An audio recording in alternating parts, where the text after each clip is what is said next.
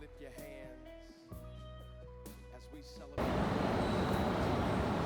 Hello, everyone, and welcome to my short video. And my name is Wuxia Zhang, and I'm proud of TSU Tiger. This semester, I have had a privilege to attend African American literature from the teaching style of a greatness, Dr. Benson. And I am grateful to take just a moment of your time to speak to you, my fellow students, about my experience in this class. Christmas is often a wonderful time of the year. It is full of family, friends, joy, and togetherness.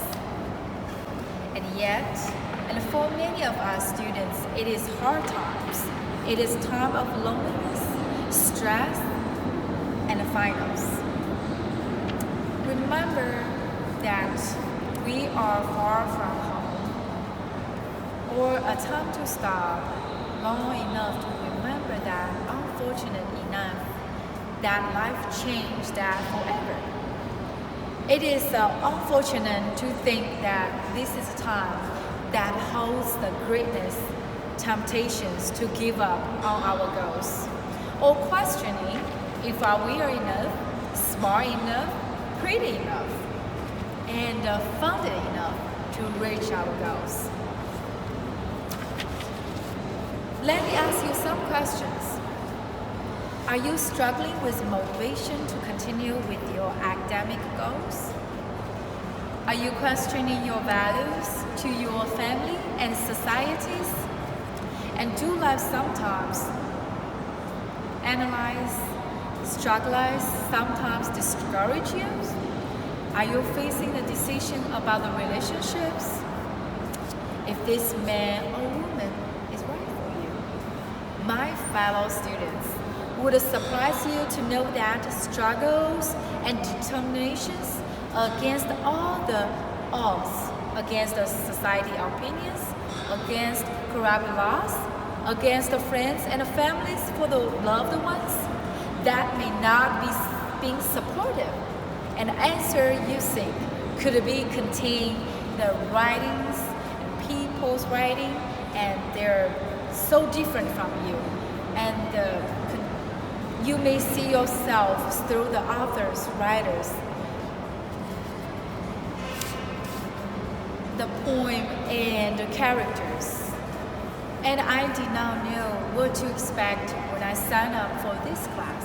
And this class is not just for relative to one race or idealism.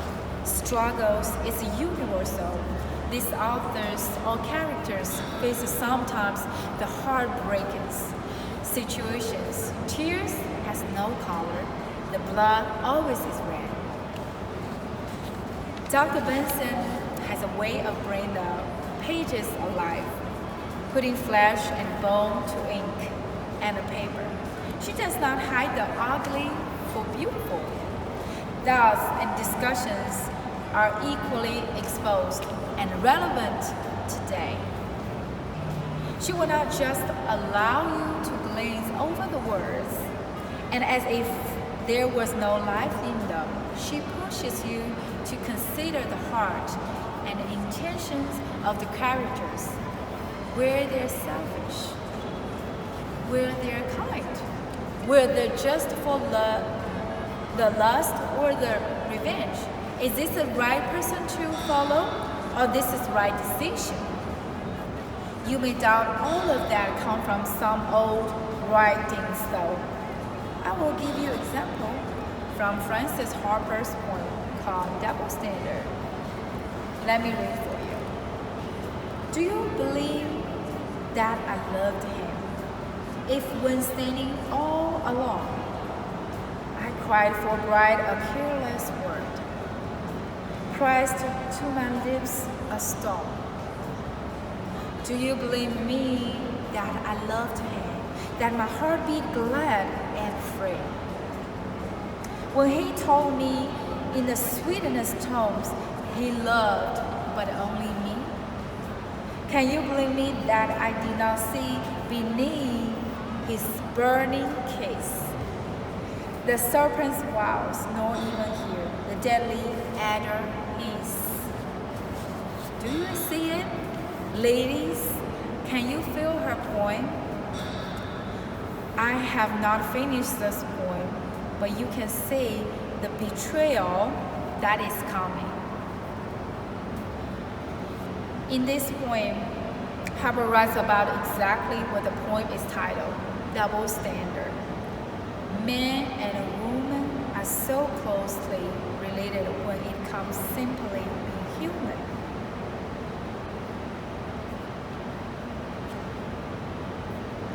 And yet, women tend to be chastised more harshly, showed by this stanza of the same poem. Would you believe the word if it should press only him on a civic crown and see me struggling in the depth, then harshly press me down? Crime has no sex, and yet today I wear the brand of shame. Whilst he aimed the gay and the proud, still bears an honor name. Can you believe me if I've learned to think you are heat of vice a sham? When you so coldly crush me down and then excuse the man? Her voice is clearly in this poem, and she's not afraid to share how she truly feels about the way society works with a woman.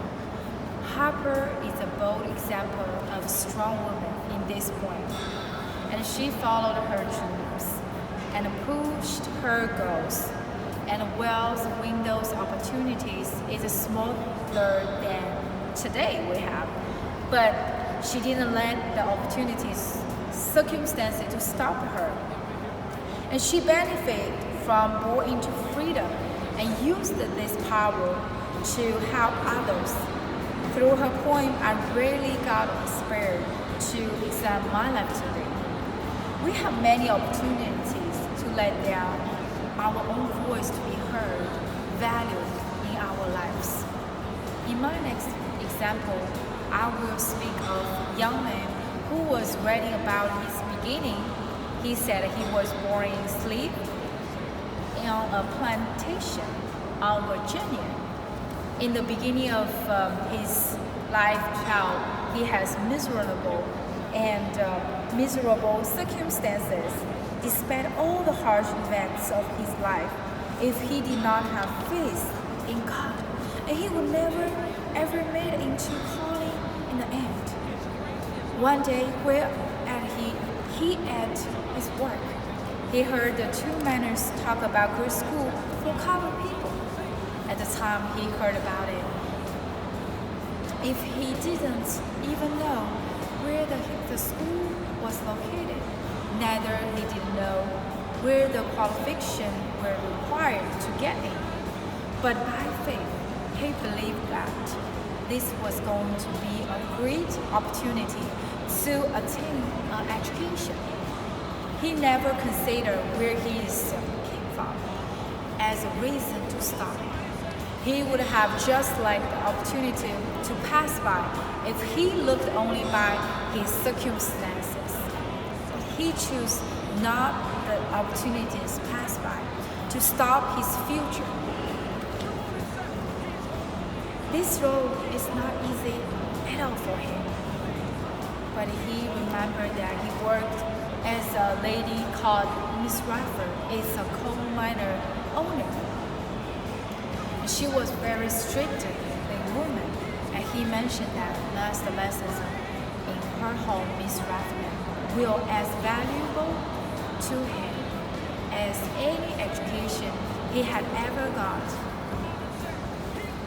anywhere since. Imagine the character of this young man. He had met, just wanted to learn.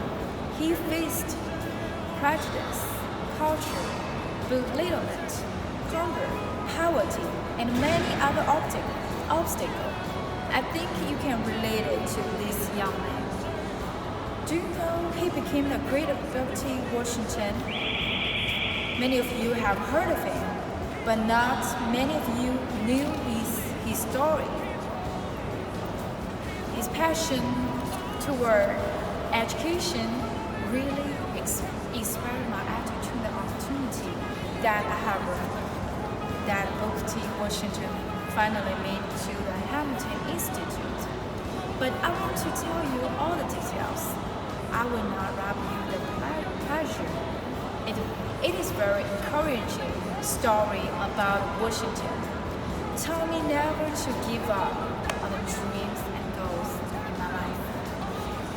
Despite all the hard times, harsh circumstances, Washington could have given up at any point he had.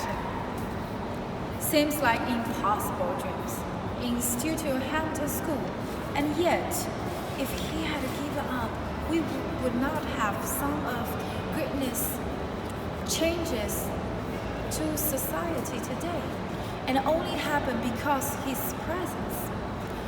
What the world would looks like because of you didn't give up.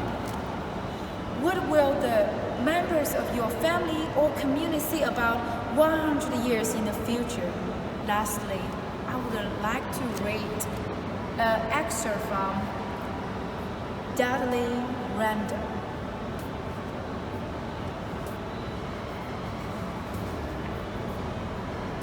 Booker T. and W.E.B. It seems to me, said Booker T., it shows a mighty lot of cheek to study chemistry and Greek. When Mr. Charlie needs a hand to hold the cutter on his land, and when Miss Anne looks for a cook, why stick your nose inside a book? I don't agree, said W.E.B. If I should have the drive to seek knowledge of chemistry or Greek, I would do it. Charles and Miss can look another place for hand or cook. Some men rejoice in skill of hand, and some in cultivating land. But there are others who maintain to right to cultivate the brain. It seems to me, said Booker T., that all you folks have missed the boat who shout about the right to vote.